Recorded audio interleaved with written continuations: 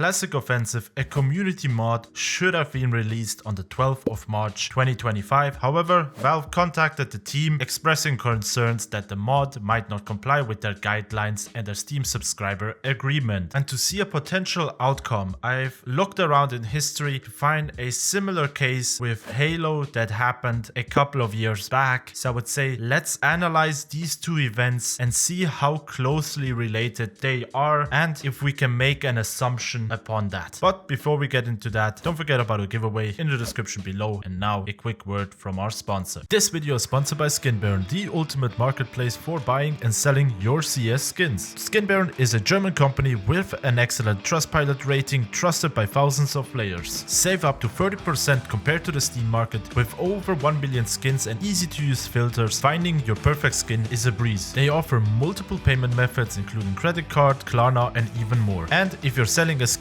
worth over 1,000 euros, you'll only pay 2% fees on it. Use my code Shifterz to support the channel and start your SkinBaron journey today. Thank you SkinBaron, and now back to the video. So to find answers, we're almost going back a decade. The Halo Online El Dorado mod is a fan-made project that brought Halo Online to life after the game was cancelled. Let's give you a quick breakdown of what happened. Halo Online was a Russia exclusive version of Halo 3 multiplayer that was only intended for that market. However, it was scrapped. Fans of the game were able to get the files of it and release it as a mod for everyone to download, and allowed peer-to-peer connections so people could play the old school Halos like they used to back on Xbox 360. Then in April of 2018, Microsoft issued a legal takedown of the project, forcing the developers to stop working on it and putting the game in limbo, meaning the game is forever going to be stuck on version 0.6. However, approximately 10 months ago, El Dorado released version 0.7, bringing new features to the game. Now, the first question that needs to be answered: why am I comparing Halo to CS? And that is because we simply have a fan-made community mod that is threatened by a big corporation that currently owns the rights to the IP. And because it happened to Halo, we can see what happened and we can make assumptions upon that. However, there are some key factors that increase the chance of Classic Offensive being released. The first key difference is that Halo was made from leaked original files from a beta test, while Classic Offensive does not use Counter-Strike 1.6's actual game files or assets. Instead, it recreated them to make them look, feel and work just as they did back in the older games. Then for the next point, Microsoft sent out a cease and desist letter which stopped the production of the game. But I'm guessing after 10 years